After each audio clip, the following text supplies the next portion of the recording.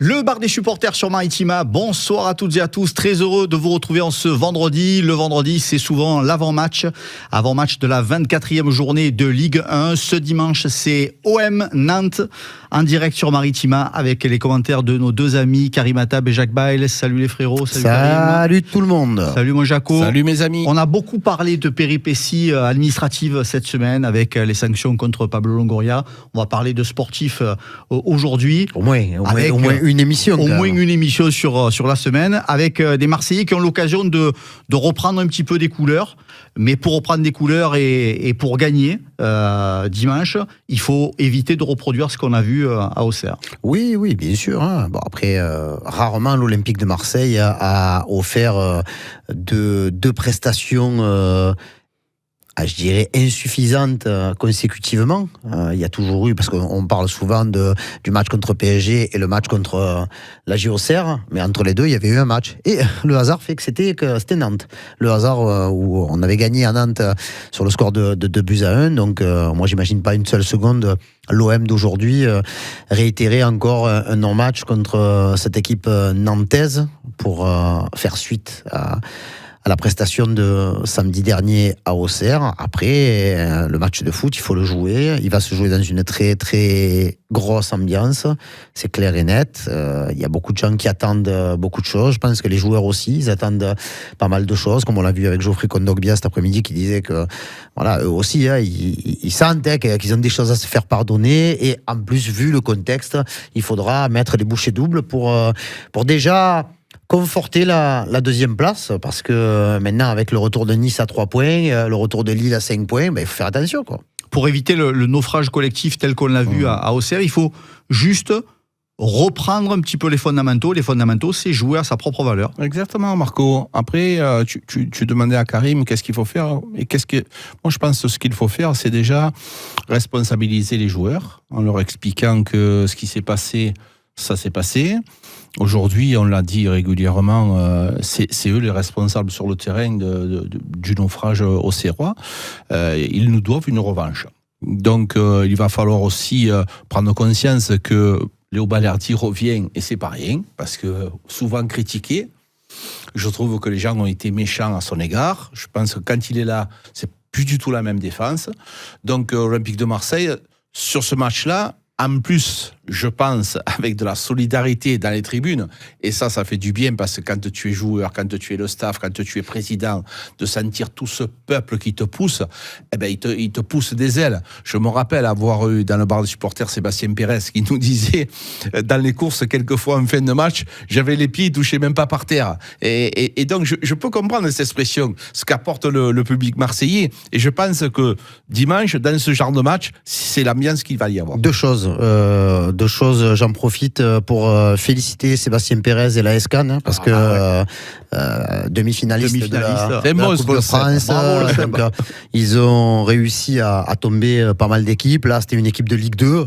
J'ai une petite pensée pour Amin Nemia, parce qu'il est joueur de Guingamp, mais je pense à Jérémy MS, même si c'est l'ancien jeune gardien de l'OM, Fabio Vanni, qui joue les matchs de Coupe de France. Donc maintenant, je leur souhaite de tomber l'équipe de Ligue 1 qu'ils vont rencontrer, c'est-à-dire le Stade de Reims. Donc voilà, très très beau travail pour les Canois et pour Sébastien Pérez. Et pour être tout à fait complet avec ce que dit Jaco, il faut juste faire attention en termes d'ambiance. Il y a un groupe qui va manquer la fête. J'espère que ce sera la fête. Ce sont les fanatiques qui, en première instance, ont été suspendus pour le match contre Lens. Et au final, il y a eu rétropédalage de la part de la commission de discipline pour des raisons que l'on ne maîtrise pas.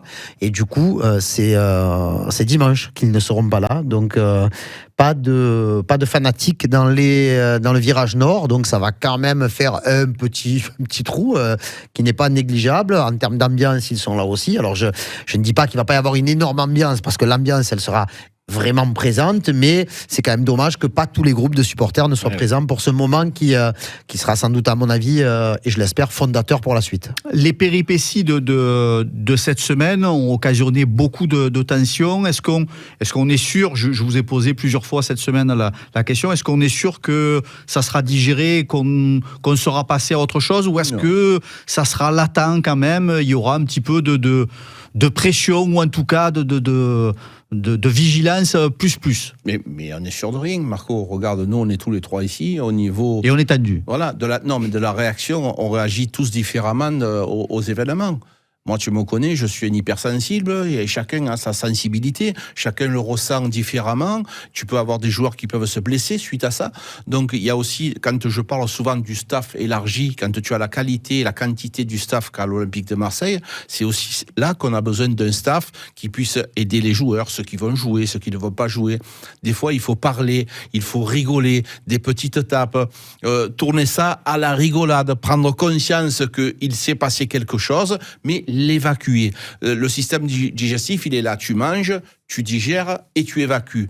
Il faut savoir l'évacuer pour pouvoir arriver dans ce match-là libre et se concentrer sur cet événement parce que c'est un événement. Quelle était l'ambiance justement en conf de presse cet après-midi ? Est-ce que tu sentais encore un peu de reliquat, de rancune vers tout ce qui s'était passé, ou est-ce que tout le monde était focus sur Nantes ? C'est obligatoire. Non, mais bien sûr, tout le monde est focus sur Nantes, mais tu ne peux pas effacer d'un geste de la main ce qui s'est passé toute la semaine. Tu peux pas. Les joueurs de leur côté ne peuvent pas non plus se montrer totalement sereins après l'analyse de la performance de la semaine dernière. Après, ils ont mis quand même un joueur très expérimenté en conf.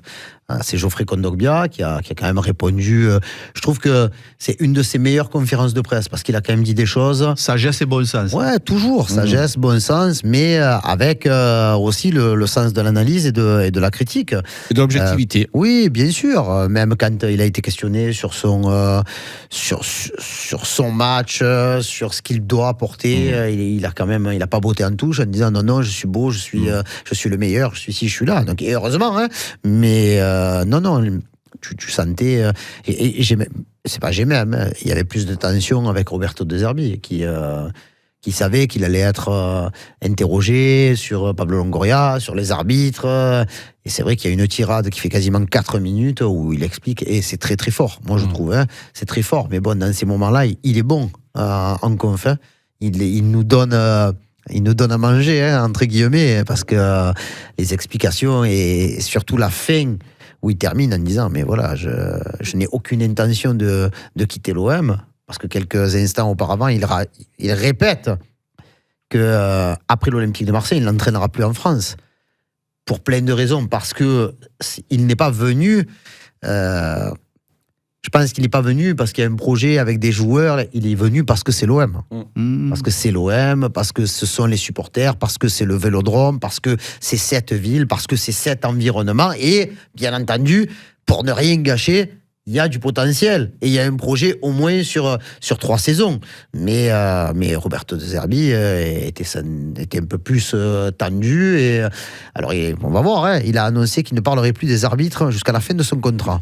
Donc, les paris sont ouverts. Est-ce qu'il va tenir ou est-ce qu'il ne tiendra pas ? J'espère, sans faire de défiance, qu'il n'aura pas à s'exprimer sur l'arbitrage de manière répétée, parce que c'est vrai que j'espère vraiment, j'y crois pas, hein, mais j'espère qu'on va passer à autre chose, oui. Mais jusqu'à la fin de saison, et pour l'OM et pour les autres, parce que franchement, c'est bon quoi, à un moment donné, c'est lourd, il faut respecter les arbitres, il faut que les arbitres respectent le jeu, et tout ira bien quoi. 6 points de perdus face à Auxerre, on le rappelle, double confrontation loupée pour De Zerbi face à Pélissier. Du coup, est-ce que tu sens que ça peut être un pivot pour changer beaucoup de choses, ou est-ce qu'il va rester quand même sur ses fondamentaux et ses idées de jeu ? Non, Marco, il va rester sur ses idées de jeu. Il s'est rendu compte que contre cette équipe qui a joué avec une vocation défensive, il n'a pas été bon, mais cette équipe-là, effectivement, parce qu'il faut quand même pas oublier les 20 premières minutes où on a été dominateur, on n'a pas été performant dans les 20 derniers mètres, mais on a été dominateur. Je nous ai trouvé peut-être un peu trop ambassadeurs en pensant qu'on était beaucoup plus fort qu'eux. Malheureusement, ça n'a pas suffi. Mais quand tu es conscient de tes problèmes, je pense que il y a eu des bons matchs aussi. Tu peux pas d'un coup d'un seul tout jeter à la mer. Voilà. Je pense que on a pris conscience aussi que certains joueurs, certains cadres étaient devenus indispensables, notamment Balerdi. Donc Balerdi devient indispensable à cette défense marseillaise. C'est lui le patron, c'est lui qui gère les couvertures. Donc il y a beaucoup de progrès à faire et ça c'est important. Ensuite, je ne pense pas un instant qu'il puisse changer certains joueurs. Alors pourquoi pas faire rentrer Valentin Rongier un peu plus tôt en tant que titulaire, je ne le crois pas. Mais voilà, de toute façon dans tous les cas il a des choix. Mais je ne pense pas qu'il les change. Bon, procédons par étapes. La défense pour vous, elle est clairement identifiée. Ça sera Léo Balerdi, Murillo et Kondogbia. Oui, c'est pas l'ombre d'un doute pour vous. C'est lui qui l'a annoncé. À moins qu'il ait menti. Il a répondu avant la fin de la question. Donc oui, c'est Kondogbia qui va jouer. Balerdi, je crois qu'il va jouer. Et Murillo, si tu le fais pas jouer, il faut m'expliquer qui tu vas mettre. Donc les trois, c'est bon. Sur les pistons, il est extrêmement clair. Il y a une explication, très franchement, qui te permet de mieux comprendre la réflexion de Roberto De Zerbi. Il te dit, en gros, à droite, j'ai un piston, c'est Luis Enrique. Il est capable d'éliminer en 1 contre 1, chose que tous les gens qui jouent à gauche, il a oublié que Paul Lirola pouvait jouer à droite aussi, mais bon, voilà, pour le coup, volontairement ou involontairement, il a décalé le problème à gauche en disant, Merlin, Dedic, parce que c'est la vérité, Garcia et Lirola n'ont pas cette capacité à éliminer les adversaires en 1 contre 1. Moi, j'aurais pu aller plus sur le terrain. Luis Enrique est un attaquant de formation et donc il a plus de facilité. Donc dans sa vision du football, quand tu joues avec 3 vrais défenseurs, même si Kondogbia est une pièce rapportée du milieu de terrain, mais il évolue en défense centrale, axe gauche. Quand tu joues avec 3 vrais défenseurs, les 2 joueurs qui sont sur les côtés, ils doivent être capables de faire des différences avec et sans le ballon. Et j'ai l'impression que ce qu'il voit à gauche ne le satisfait pas pleinement, mais... Oui, Jaco, tu me fais... Oui, mais... Tu vois que toi aussi, tu dois de l'ine des fois. Mais peu importe les joueurs. Peu importe les joueurs. C'est-à-dire que je pense que c'est pour ça que c'est Merlin qui joue quasiment tout le temps. Parce que les autres n'apportent pas l'alternative que De Zerbi recherche. Donc, il y a un numéro 1, un numéro 2, un numéro 3, un numéro 4. Vraiment, pour que cette hiérarchie, elle s'inverse pour les pistons gauche, il va falloir que Amar Dedic fasse beaucoup plus de choix et de gestes offensifs, que Ulysse Garcia, quand il en a la possibilité, lui aussi montre qu'il est capable d'eux. Mais c'est vrai que là, aujourd'hui, quand tu regardes ce que peut faire Luis Enrique à droite, j'ai l'impression quand même que personne n'est capable de le faire à gauche. Moi, je retiendrai effectivement ce que nous dit Roberto De Zerbi, et je lui laisse sa performance. Je me sens pas capable de lutter au niveau de sa qualité. Juste, je pense que, personnellement, je lui répondrai en lui disant, oui, peut-être Garcia ne sait pas le faire, il joue très peu pour pouvoir vous le prouver. Dedic ne sait pas le faire, vous avez l'impression. Dedic ne sait pas le faire. C'est pas bien, tu m'énerves quand tu fais ça. Mais je t'énerve souvent. Quand je fais autre chose, c'est pas... Ne sait pas le faire, peut-être, mais moi je l'ai vu quand même un petit peu plus performant, parce que Quentin Merlin, aujourd'hui, je suis désolé, je ne comprends pas que chaque fois qu'il reçoive le ballon, il est obligé de le redonner derrière. Il n'arrive pas à se tourner en allant vers l'avant. Je l'ai vu aussi le nombre de fois de la maladresse. Donc voilà, personnellement, c'est un joueur que je ferais reposer. Il faut savoir, c'est que, je le dis régulièrement, ne pas le mettre, c'est pas aussi lui faire offense. Il y a des joueurs, notamment, on en a parlé, Mason Greenwood, qui est en difficulté. Est-ce que c'est possible de les faire reposer? Voilà. Toi, ça, tu l'envisagerais clairement. Mais dans tous les clubs de France, pour qu'ils se ressourcent, on est bien d'accord, pour se ressourcer et pour mieux les relancer. Mais c'est là toute la différence, c'est que tout au long de l'année, je vous dis, c'est un groupe. C'est ça, c'est pas de ne pas commencer, c'est pas lui faire offense. Oui, c'est pas une punition. Mais voilà, parce que tu as besoin de tout le monde. Tu peux dire à ton défenseur, à Quentin Merlin, écoute, sur ce match-là, tu vas pas commencer, je vais essayer de mettre Amar Dedic sur le côté, voir ce que ça donne, et on verra sur le prochain match. Ne t'inquiète pas, prépare-toi, tu vas peut-être jouer, tu lui prépares au Paris Saint-Germain, je vais avoir besoin de toi. Donc voilà, pour le laisser aussi dans le groupe, c'est aussi ça de la discussion. Moi, c'est pour ça que je suis pas comme vous, je me dis qu'il y a des joueurs qui sont un petit peu moins performants par rapport à des événements extérieurs au football aussi, qui arrivent, se reposer. Nous, on a des problèmes aussi dans notre vie. Il y a des jours où on est un petit peu moins performant, on est un petit peu moins bien. Moi, je trouve qu'on a la possibilité de le faire remplacer, c'est bien. Karim, est-ce que tu ferais remplacer justement des joueurs comme Mason Greenwood, Quentin Merlet? Est-ce que tu relancerais, par exemple, pour ce match, dès le départ, un Valentin Rongier Les cas sont pas les mêmes là, parce que je pense que Greenwood, Merlin et Rongier, c'est 3 cas différents. Je pense que Merlin, c'est envisageable. Voilà, franchement, tu peux le faire parce qu'il est moins bien et que derrière, il y a des gens qui montrent que quand ils rentrent, ils sont capables d'eux. Donc voilà, et que on a vu dans d'autres périodes aussi, alors c'était pas Dedic, mais c'était Garcia qui avait réalisé de belles perfs. Ils étaient en concurrence au retour de la blessure de Quentin Merlin. Donc voilà, je pense que oui, essayer Amar Dedic ou Ulysse Garcia, pourquoi pas pour ce qui est de Valentin Rongier, c'est pas la même chose. On peut pas dire que Benasser et Heubière soient mauvais. Voilà, on connaît la qualité de Valentin Rongier. Et après, encore une fois, je suis désolé les amis, ça fait le vieux rabat-joie. On ne voit pas ce qui se passe à l'entraînement. Si les mecs sont au-dessus, ils sont au-dessus. Après, voilà, moi, mon cas personnel, je ne ferai pas souffler Mason Greenwood parce qu'il est capable quand même que sur un geste, à un moment donné, est-ce que la semaine d'entraînement ne lui permet pas aussi de se ressourcer et de se reposer la tête, j'irais indépendamment du corps? On est quand même dans une saison à un match par semaine. C'est sûr que quand tu regardes aujourd'hui la carte de visite sur la saison de Mason Greenwood, même si je suis d'accord avec toi sur son rendement qui a fortement baissé, son impact, parce que marquer des pénaltys, il faut les mettre, il n'y a pas de problème. Pousser le ballon au fond des filets contre Lyon, il fallait être là, à cet endroit-là, mais c'est pas un geste. Moi, je pensais qu'avec l'arrivée d'Amine Gouiri, il serait un petit peu plus libéré de certaines tâches et de certaines surveillances de la part des adversaires. Ce n'est pas véritablement le cas. Donc, moi, je mettrai pas Mason Greenwood sur le banc pour la bonne et simple raison aussi que quand il y a des changements offensifs sur ces dernières semaines, il n'y a pas grand-chose qui se passe. Oui, mais donc, voilà. Si tu veux, ce qui se passe, c'est que quelque part... Chacun a sa vision. Mais bien sûr, et heureusement, autrement, il n'y aurait pas de débat et on dirait, tu as raison, et c'est fini. Si je peux apporter de l'eau à mon moulin, je dirais que Mason Greenwood, quelque part dans le groupe, si tu n'es pas performant comme ça, si tu ne fais pas les efforts défensifs, si tu marches régulièrement, tu as tout le reste du groupe, on a toujours le ballon.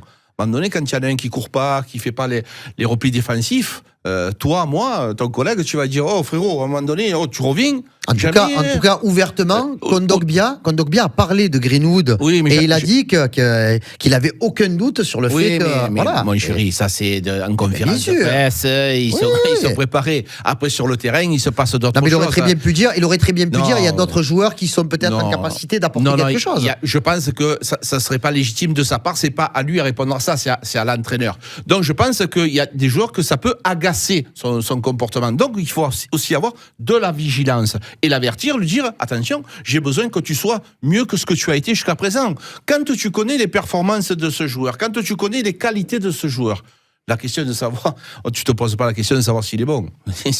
Il est très bon. Donc voilà. Mais en ce moment, je suis désolé, mais je le vois pas performant du tout. Et son état d'esprit me dérange. Je l'ai vu venir s'empaler sur le défenseur auxerrois. Je me dis, oh mon chéri, à un moment donné, je te voyais faire ces passements de jambes, tu étais inarrêtable. Là, tu viens, tu te balances sur la tête sur le défenseur d'Auxerre. Je pense qu'il est capable de mieux faire. On imagine une grosse fête dimanche soir au Vélodrome. Il y a une occasion un peu particulière. Tu as un joli maillot à présenter. Regardez, voilà la caméra. J'espère qu'elle est sur moi. Donc, avec l'écusson peuple bleu et blanc. Et derrière, c'est pas n'importe quel maillot, j'ai l'impression. Voilà. Amine. Avec le prénom d'un des membres du programme Peuple bleu et blanc. Ils sont 85 000 à avoir adhéré à ce programme. Et donc, ce match est dédié aux supporters. notamment ceux du peuple bleu et blanc. Donc il y a pas mal d'animations tout au long de l'année, des manifestations qui sont faites autour de ces membres-là. Il y en a qui sont souvent tirés au sort. Il y en avait tout à l'heure à l'entraînement, qui étaient là. Il y en a qui ont assisté à la conférence de presse. Il y en a qui arrivent également à l'arrivée du bus dans les entrailles du Vélodrome pour les accompagner.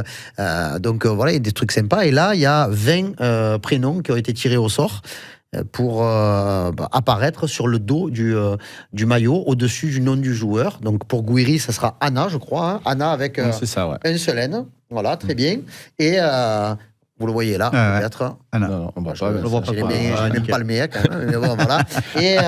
Et là, l'écusson, peuple bleu et blanc. Donc voilà, je trouve que c'est sympa. Hein, belle initiative. Il y a une belle communauté. Oui. Après, la communauté des supporters de l'Olympique de Marseille, elle est encore plus vaste, mais adhérer à ce programme peut aider à avoir des choses en plus, quoi. Jaco, c'est Stéphanie Frappard qui sera à l'arbitrage ce dimanche. Est-ce qu'elle aura plus de pression que ce qu'un arbitre n'aura jamais eu pour arbitrer un match de l'OM? Non, je pense que forcément, elle aura une pression différente. Bien entendu, elle a été aussi à l'origine d'une plainte. Donc, évidemment, que quelque part, elle ne sera pas insensible à tout ce qui va se passer. Moi, j'ai confiance en ses qualités. C'est un arbitre qui a... Une arbitre, qui a toujours été à la hauteur. Et à un moment donné, je pense que tout le monde, on l'a dit en début d'émission, il faut passer à autre chose.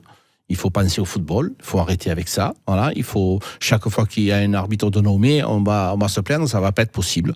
Donc voilà, c'est Stéphanie Frappard, bravo madame. On espère juste voir un grand match. On n'espère pas parler de l'arbitrage. C'est la seule chose qui nous ferait plaisir.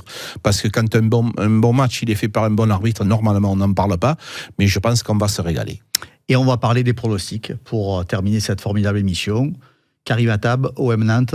J'espère qu'on va retrouver le chemin de la victoire. J'espère qu'on va retrouver le chemin des filets, véritablement. Après, on n'a pas parlé beaucoup de l'équipe de Nantes, qui a bien réagi après la gifle 7-1 à Monaco. Ils ont battu Lens 3-1. Je vois le même score pour l'OM ce dimanche. 3-1 pour l'Olympique de Marseille. 3-1. Karim.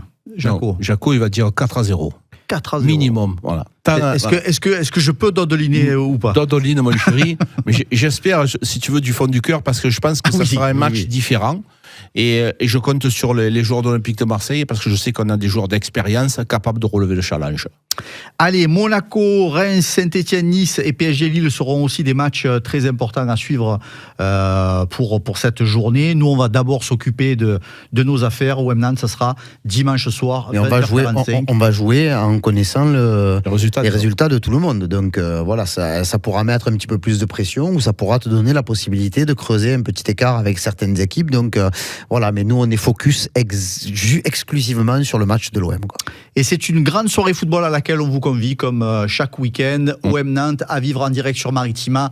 Prise d'antenne 20h15 avec la team OM au grand complet, la team OM Maritima. La team Maritima. Bien sûr, OM. On nous l'a suffisamment reproché, la team OM Maritima, puisque la team OM, c'est effectivement quelque chose qui existe déjà. Merci les frérots, merci Karim. Merci les amis, j'espère qu'un jour on aura autant de sympathisants que la team OM. Exactement. Voilà. Exactement. Merci mon Jaco. Merci les amis. Bon week-end, bon match, à dimanche.